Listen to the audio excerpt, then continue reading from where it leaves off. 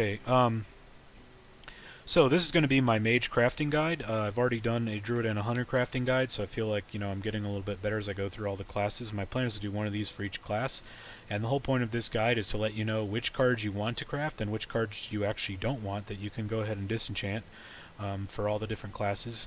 Um, as a disclaimer, mage is one of my two classes that I don't feel extremely comfortable with. There used to be three, but now there's only two. And that's Mage and Priest for me. But that being said, I've still played a decent amount of Mage. If you look at my account, actually Mage level 26. I don't have a whole lot of high levels on anything, but I do have like 3 different accounts, so all of them have like level 20 or 30, at least two of them have like 20 or 30 on all the classes. So, I've still played everything a decent amount, so not a total novice, and I think I have a pretty good grasp of which cards are good and that kind of thing. So, but just giving that disclaimer up front. So, I'm going to go through every card, tell you what I think of it, tell you if you should be playing it in your mage decks or not, and then tell you whether you should be crafting or disenchanting any of the ones that are craftable or disenchantable. So, Arcane Missiles I feel is just okay. It definitely won't go in every mage deck, but you can fit one in or maybe even two in sometimes. It's just an okay card. I think Ice Lance is really niche and probably not really going to be played in beginner mage decks. I don't think it's very good. Some people play these super burn decks where their goal is to like freeze and do 4 more damage. It never really seems to work very well. I would probably disenchant Ice Lance as a beginner. Mirror Image is pretty bad in general, I think. There's some times when it's okay, but in general, I don't like playing this card.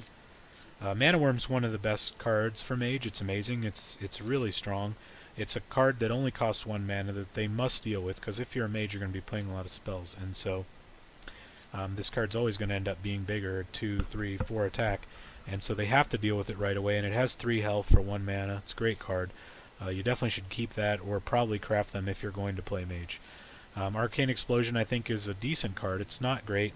You could run 1 or maybe even 2 in certain metagames. It's a decent card. It's not great. Frostbolt, you must play in every Mage deck. I think it's very strong. Obviously a basic card.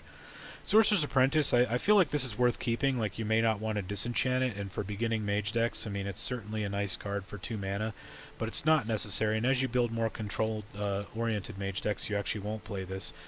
Even if you look at, like, Trump's free Mage deck, he's not playing this, right? So even in, like, free Mage decks, this isn't always going in, so it's not something you need, but it is a pretty decent card. I think Arcane Intellect is a solid card. It's debatable whether you want to play Arcane Intellect or the Acolyte for card draw. The advantage of the Intellect is that it does not cost extra mana to ping your guy to draw cards.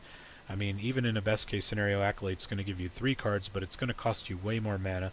Assuming you use your hero power, it's going to cost you like 3 damage that you could have done elsewhere, and it's going to cost you 9 total mana to get 3 cards, whereas this one only costs 3 mana for 2 cards. Probably better. It's debatable, but it's a decent card. Counterspell is definitely a good card. In certain metagames, it's great. It's like a lot of decks have like maybe 4 spells. Like you talk about a druid, they pretty much have like, Innervate, Swipe, and Wrath, and that's about it. And countering any of those is amazing. So, Counterspell is a pretty good card. I wouldn't disenchant it. I would keep it. Frost Nova is okay. It's played primarily in control mage decks, which I don't think are great. I think mid-range mage decks are better, therefore you probably won't play Frost Nova. Ice Barrier, once again, it's okay. I don't think it's really worth playing. It's basically a heal for 8 for 3 mana, so it's like the equivalent of like Healing Touch or something.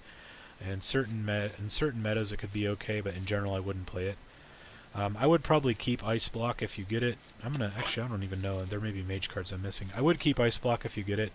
It's definitely going to be played in some mage decks, and it's a good card. If you're going to try to play one of those burn decks, you're probably going to play Ice Block. It's definitely not going to go in every mage deck, but it's worth keeping. Mirror Entity is okay. This is somewhat playable and constructed. It's probably worth keeping. It's certainly not going to go in every deck, but certain times if you're playing secrets, you may just want to mix one of these in, because it's not bad. Every creature they play is probably going to be pretty good, and it's just to confuse them a little bit on which secret you might have. And sometimes when you play secrets, you want to play like one of another random secret, or that kind of thing. I think Spellbinder is a fine card as well. I would not get rid of that. I only have one of them, but it's definitely a good card and worth keeping if you get it. It's similar to Counterspell in that, in general, someone's going to target one of your minions with a spell, and then this is going to become the new target. Now, it also has the effect of if they put like Mark of the Wild on their own creature, they can then all of a sudden you can get a 3/5 taunt or something. So it's it's great. It's a good card. It's hard to fit into Mage. Mage is a rough class right now, I think. I don't know why. I mean, it seems like, their hero power seems amazing. Fireball's one of the best cards in the game. Like they have all these amazing cards, but Water Elemental's amazing. But it just doesn't come together. I guess there's just not enough, I don't know, compared to the other classes. Vaporize is okay. I could see an argument for disenchanting it if you really needed 20 dust, but I'd probably keep it. Once again, same sort of thing. If you're playing a secret deck, like having a Vaporize in there is another thing they have to think about. It's kind of worth it. It's pretty good. I mean, obviously they can attack you with a 1/1 or something, but it's still okay. I think Kirin Mage is quite good. This in combination with cards like Counterspell and some of those other secrets is awesome, right? If you're able to play this on turn 3, not only is it bigger than most things you could play on turn 3 because it's a 4/3, but it's also enabling you to play a secret for free, which is saving you 3 mana. So, I mean, this is a great card. Definitely would not get rid of that.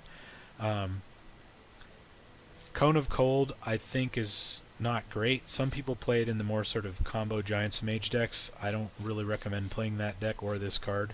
I'd probably be fine disenchanting it. Once again, whenever you have a common card, disenchanting it doesn't get you a whole lot because, what are you going to get? 5 dust? So, I mean, if you're planning on never playing Mage, then go ahead and disenchant it. But otherwise, Ethereal Arcanist is, I don't think, very good.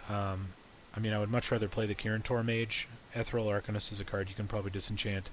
Now, the one thing about this card is it's a fun card. So, like, there are multiple reasons to play this game. If you're going to play competitively, you're probably not going to play Ethereal Arcanist. However, if you want to play for fun, this card is actually pretty fun. And I think you could make a deck that just has a whole bunch of secrets in this guy, and that might be pretty fun. So, if that's your goal, then you might want to keep it.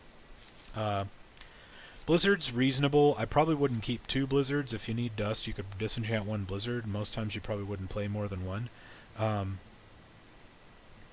So I think Blizzard is worth keeping 1 of and playing 1 of in certain decks. Obviously the Archmage is great. If you're playing a mid-range mage or a control mage, you definitely want to play this card. It's awesome. Ideally you want to make sure you play at least 1 spell the turn you play this. So, like, if you can Arcane Missile or Frostbolt or do something fairly cheap the turn you play this, you're guaranteed to at least get a Fireball from it, which is then it did its work. Now, if this thing ever comes back to you the turn after you play it, it's very likely you're winning that game, because that means you're going to get, obviously you drew a Fireball probably the turn you played it. You have 8 mana, you can cast 2 more Fireballs and get 2 more Fireballs. I mean, it's pretty hard when you get three free Fireballs to lose, so this card's definitely great. If you get it, definitely keep it. It's a great legendary to play if you're playing Mage. Pyroblast is okay. You can see I have 1, and I've played 1 in certain decks. Since they nerfed it down to 10 mana, it's definitely not great, and it's definitely not something that... It's pretty niche. I mean, you're going to be playing some weird control burn deck. I mean, I'd be okay with disenchanting this, I think. You definitely don't need it. It's not in Trump's free mage deck. It's not in most mid-range mage decks. You definitely don't need it. So, I mean, if you want to get a rare with this, you can.